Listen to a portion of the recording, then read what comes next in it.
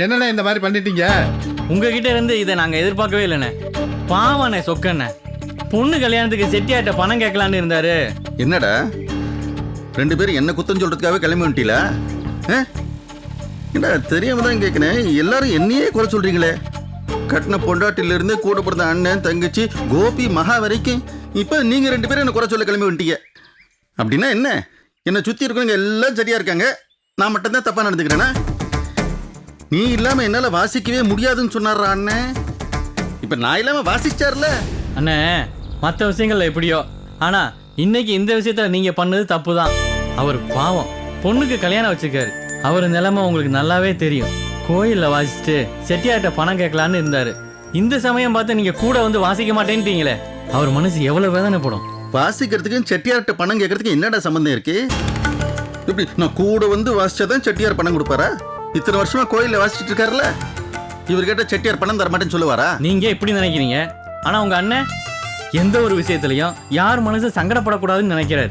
கோயில்ல வாசிக்க வேண்டியது உங்க கடமை இல்லையா? இப்படி திடுதுப்புன்னு வாசிக்க மாட்டேன்னு சொன்னா அவர் என்னென்ன பண்ணுவாரு? என்னவோ பண்ணிட்டு போட்டோம். என் பையன் வாழ்க்கைக்காக அவர்கிட்ட பேசின என் வார்த்தை எடுபடவே இல்லை. அது பெருசா தெரியல உங்களுக்கு? இதுக்கு மட்டும் மத்தியஸ்தம் பண்ண வந்துட்டீங்க. அது சரி, நீங்க பிடிச்சபடியே விட மாட்டீங்க. இனிமே இந்த விஷயத்துல நாங்க சொல்றதுக்கு என்ன இருக்கு? ஆனா ஒண்ணு, நீங்க இல்லாமலே இந்த கச்சேரி நடந்ததா இல்லையா? அதெல்லாம் யார் இருந்தாலும் இல்லாட்டியும் கச்சேரி நடக்கும். இத்தனை நாள் நீங்க ஒத்துவுனீங்க, இப்ப வரமாட்டேன்ட்டீங்க. இத்தனை நாள் நீங்க செஞ்ச வேலைய ஒரு சின்ன ஸ்ருதி பட்டி செஞ்சிச்சு பாத்தீங்களா? அப்படின்னா என்ன அர்த்தம்? உங்க தேவை ஒரு சின்ன சுருதி பெட்டி அளவுக்கு தானே அர்த்தம். அப்படி இல்லடா, அண்ணன் அளவுக்கு நானும் திறமையான வாத்தியக்காரன் தான். அண்ணன் தான் என்ன ஒரு ஸ்ருதி பொட்டி அளவுக்கு வச்சிருந்தாரு, இதுதான் உண்மை. ஆமா சரி, அண்ணன் தானே நானும் விட்டு கொடுத்துட்டு போயிட்டு இருந்தேன். இப்பதான் வெளியில வந்துட்டேன்ல, இனிமே பாருங்க தனியா நின்று எத்தனை கச்சேரி வாசிக்கிறேன்னு. ஆமா, பெரிய ஆளா வேண்டாம் நானு. என்னை பத்தி யாருக்கும் தெரியல, என்ன பெரிய பெரிய கச்சேரி எல்லாம் வாசிப்பேன்டா நானு. இங்க பாருங்கடா, நான் வாசிக்கிற கச்சேரி எல்லாத்துக்கும் நீ தான் தவளு, நீ தான் ஜிஞ்சா. நிறைய சன்மானம் வாங்கி தரேன்டா. இனிமே தாண்டா தெரிய போகுது எல்லாருக்கும் நான் யாருன்னு. உன் ஆளு கோபி சரியான லூசுக்கா. வாய்க்கு வந்ததெல்லாம் பேசாத. உனக்கு என்ன தெரியும் அவரை பத்தி? அவர் ரொம்ப நல்லவர். நல்லவர்னா எந்த அர்த்தத்துல? ஒரு மனுஷன் எப்ப பார்த்தாலும் என் குடும்பம், அப்பா, சித்தப்பா, அத்தை இப்படியே பேசிட்டு இருப்பாங்க. அதுவும் இந்த வயசுல. இப்படி அடுத்தவங்களுக்காகவே யோசிச்சு எல்லா பிரச்சனையிலயும் சிக்கலாக்கிட்டு இருக்காரு. அவரை நான் வேற எப்படி சொல்றது? நீ சொல்றது என்னால ஏத்துக்க முடியாது. இந்த காலத்துல எல்லாருமே என்னோட லைஃப், என்னோட சந்தோஷம்னு சுயநலமா திங்க் பண்றாங்க. ஆனா அவரோட ஃபேமிலிக்காக திங்க் பண்றாரு. இது ஒரு ரேர் குவாலிட்டி இல்லையா? ரேர் குவாலிட்டி உள்ளவங்க எல்லாம் ஜூல தான் இருக்கணும். இதுக்கும் ஒரு அளவு இருக்குக்கா. நம்மளோட லைஃப் நம்ம கிட்ட இருந்து தான் துவங்கணும். மத்தவங்களா அதுக்கப்புறம் தான். அது அந்த கோபிக்கு புரியல. சோ அந்த மகா ஒரு முத்தத்தை கொடுத்து தான் நினைச்சதை சாதிச்சுக்கிட்டா. நீயும் தான் இருக்கியே, வேஸ்ட். ஏண்டி இப்படி எல்லாம் பேசுற? அசிங்கமா இல்ல உனக்கு? பேசுறதே அசிங்கம்னா ஒருத்தி மாமா முன்னாடி இப்படி பிஹேவ் பண்ணிருக்காளே, அவளை என்னன்னு சொல்லுவ?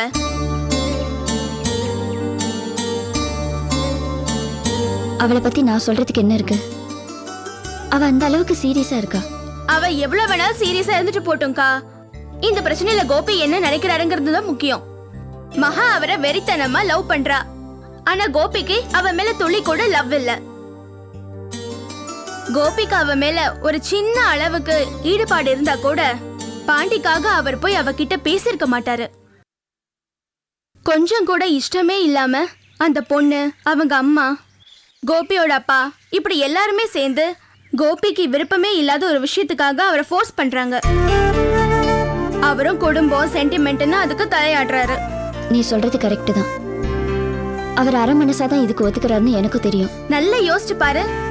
இப்படி அடுத்தவங்க வற்புறுத்தலுக்காக பண்ணிக்கிற கல்யாணம் நல்லாவா இருக்கும்? கோபி பண்றது பெரிய தப்புக்கா. இது சரி வராது. சரியா வரும் வராதுன்னு சொல்றதுக்கு நாம யாரு? நாம யாரா? நாம தான் அவரை லவ் பண்றோமே. உன்னதான் சொல்றேன்.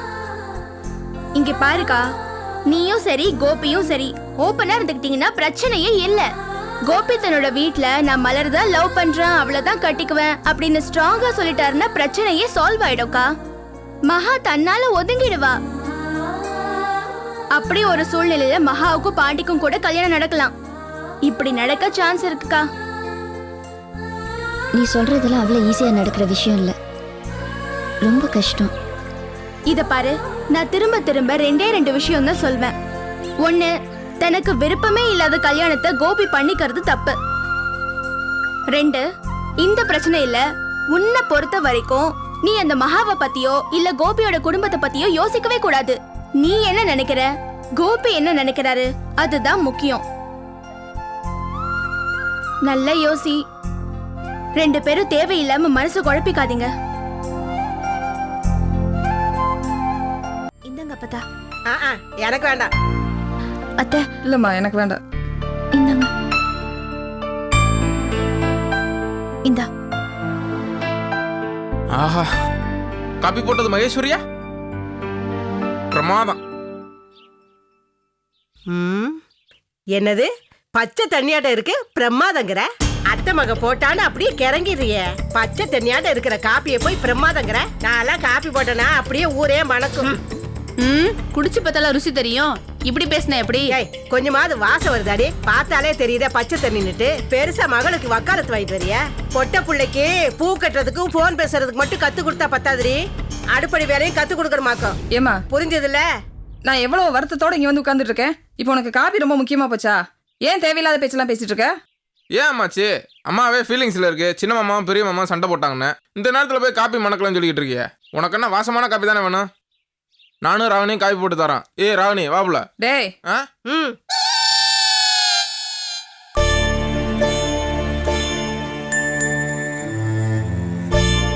வாங்கம்மா. வணக்கம். பரவாயில்ல, வாங்க. வாங்கம்மா. வா புஷ்பா.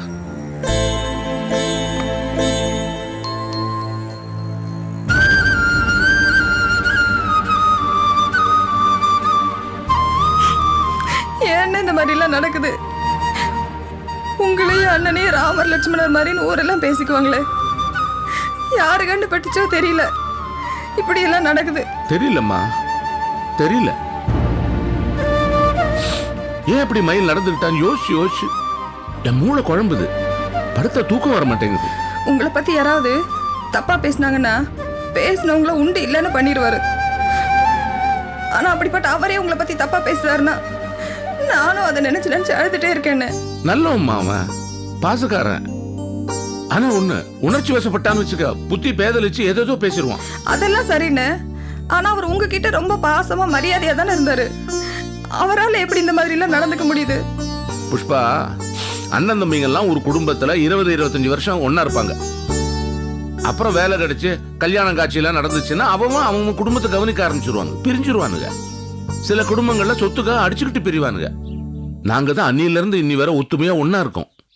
எங்களுக்கும் தனித்தனியா குடும்பம் வந்தா கூட அண்ணன் அவன் விட்டு கொடுக்க மாட்டான், தம்பி நான் விட்டு கொடுக்க மாட்டேன். என்ன செய்ய? புத்திர பாசங்கிறது சகோதர பாசத்தை விட பெருசு.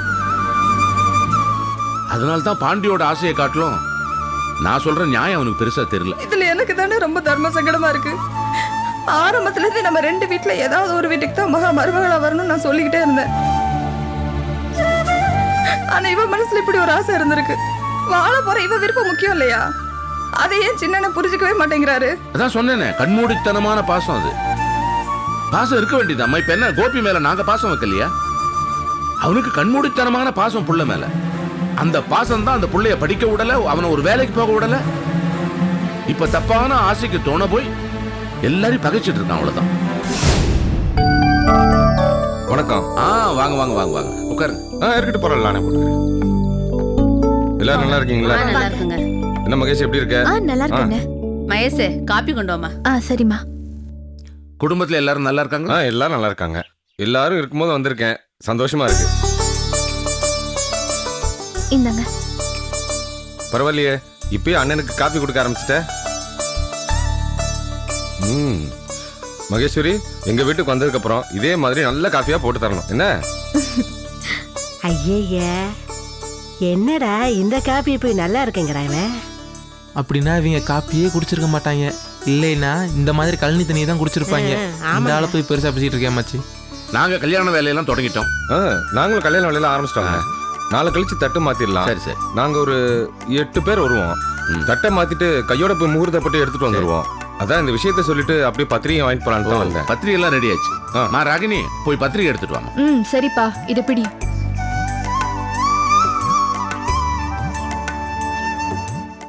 அப்புறம் என்ன நீங்க மட்டும் வந்திருக்கீங்க, உங்க வீட்டுக்காரர் வரலையா? இல்லைங்க. ரொம்ப நல்லதா போச்சு. அம்மா நான் சொல்றேன்னு வித்தியாசமா நினைச்சுக்காதீங்க. ஊர் உலகத்துல பொதுவா அடுத்தவங்க குடும்பத்தை தான் கெடுக்கணும்னு நினைப்பாங்க.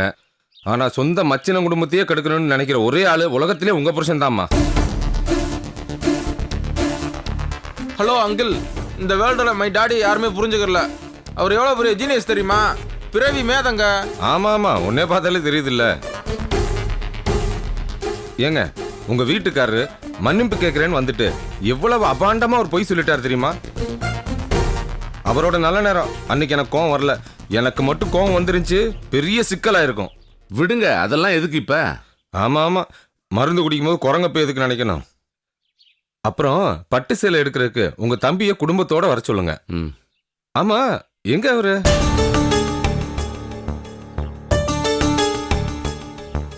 என்னங்க நல்ல விஷயத்த சொல்லிக்கிட்டு இருக்கேன், எல்லாரும் பேந்த பேந்த முழிக்கிறாங்க. அது ஒண்ணும் இல்ல, எல்லாரும் கல்யாண வேலையில இருக்காங்க, அதனால எல்லாம் அந்த சிந்தனையில இருக்கோம். ஓஹோ புரியுதுங்க. நாங்க எங்க குடும்பத்தோட போய் உங்க தம்பியை நேரில் அழைக்கணும்னு விரும்புறீங்க. அப்படிலாம் இல்ல, அவன் வந்துருவான்.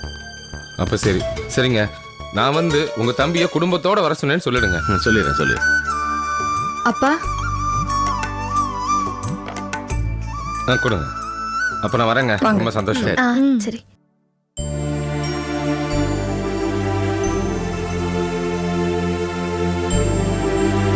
பாத்தீங்களானே அவர் பேசி போறத?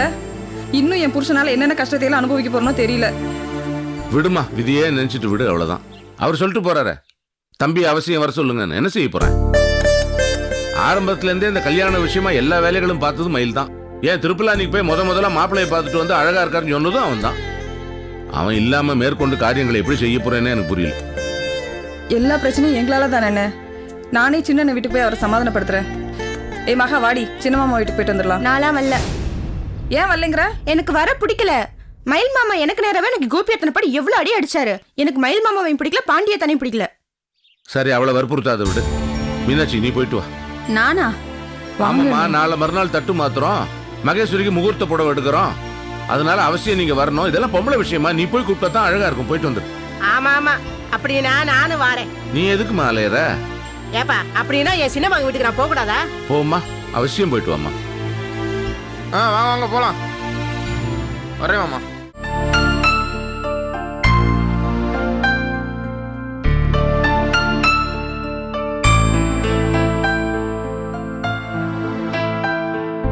வணக்கம் ஐயா. வணக்கம். நம்ம சூரியநாராயண ஐயா அனுப்பிச்சாரியா?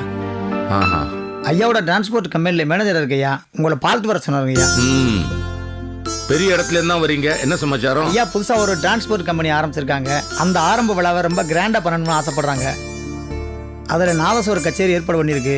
அதில் நீங்க தான் வாசிக்கணும்னு ஐயா ரொம்ப பிரியப்படுறாங்க. விழா என்னைக்கு வச்சிருக்கீங்க? நாளை மறுநாளுங்க. மன்னிக்கணும், நான் வாசிக்க முடியாத சூழ்நிலையில இருக்கேன், தப்பா எடுத்துக்க வேணாம். என்னங்க அப்படி சொல்லிட்டீங்க? அன்னைக்குன்னு வேற ஏதாவது கச்சேரிக்கு வரதா ஒத்துக்கிட்டீங்களா? இல்ல, வேற எதுவும் கச்சேரி இல்ல. வீட்டில் கொஞ்சம் வேலை இருக்கு, தவறா எடுத்துக்க வேணாம். உங்க முதலாளிகிட்ட என் வருத்தத்தை சொல்லிடுங்க. என்னங்க இது, உங்க தொழில இது மாதிரிலாம் காரணம் சொல்லலாமா? சொல்லக்கூடாதுதான். ஆனா நான் வேற, மனசுல எந்த ஒரு சஞ்சலனமும் இல்லாம வாசிக்கணும், அப்பதான் கச்சேரி நிறைவா வரும்னு நம்புறவன். மனசுல ஏதோ ஒரு கவலை வச்சுட்டோம்னா கச்சேரி சரியா வராது. என் மேல ஒரு நம்பிக்கை வச்சு கூப்பிடுறாரு உங்க முதலாளி.